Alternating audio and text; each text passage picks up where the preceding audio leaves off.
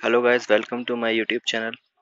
तो अभी ये पता चल रहा है कि इन्फोसिस ने अपने 3000 फ्रेशर्स को टर्मिनेट कर दिया है क्योंकि उनके 60% नहीं थे 10th 12th और ग्रेजुएशन में। तो इसलिए ही 3000 फ्रेशर्स को टर्मिनेट कर दिया गया। तो इन्फोसिस ने अपना एलिजिबिलिटी क्राइटेरिया निकाला है जो कि आज हम इस वीडियो में डिस्कस करेंगे। अगर आपके 60% नहीं है 12th में तो आप इस बेसिस पे डिसीजन ले सकते हैं कि आपको इन्फोसिस ज्वाइन करना है कि नहीं। क्योंकि अगर आपकी परसेंटेज 60 से कम है तो इन्फोसिस आपको आगे चल के टर्मिनेट कर सकती है। और ये सब हुआ है ज्वाइनिंग के बाद।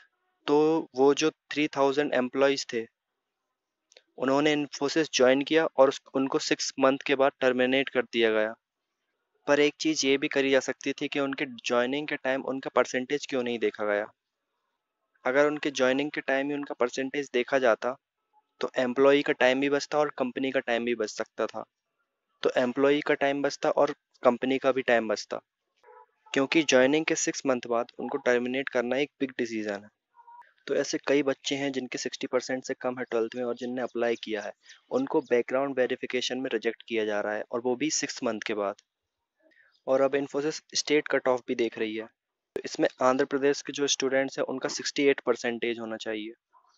तो अगर आपको 6 मंथ या 6 मंथ से ज़्यादा हो गए हैं तो आप सेफ हैं।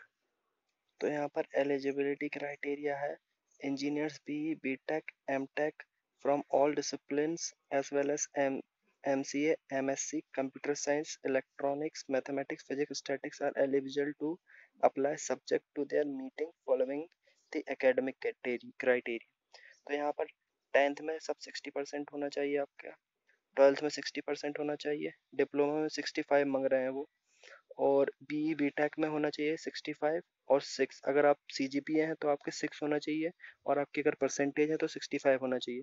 मैकेनिकल में एप्लीकेबल नहीं है। तो आपके CGPA अगर है तो 6 CGPA होना चाहिए और अगर आपकी परसेंटेज है तो 65 परसेंटेज होना चाहिए। तो यहाँ पर थोड़ा कंफ्यूजिंग है ये बी टेक और एम टेक में, क्योंकि यहाँ उन्होंने अभी पूरी इन्फॉर्मेशन दी नहीं है। तो जैसे ही वो आगे और इन्फॉर्मेशन देंगे मैं आपको अपडेट करते रहूँगा। Okay, in case of candidate has done both 12th and diploma, the best of the two is taken into consideration.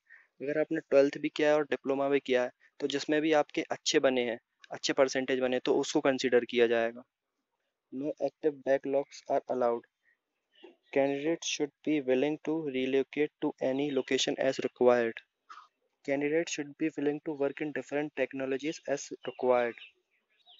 Candidates should be willing to work in different technologies as required by Infosys. और अभी ये data देखकर आप confuse ना हो। तो अगर आपके 60% से कम है तो आप इन्फोसिस में अप्लाई ना करें। और जो अभी ये इन्फॉर्मेशन मिली है इससे आप कंफ्यूज भी ना हो।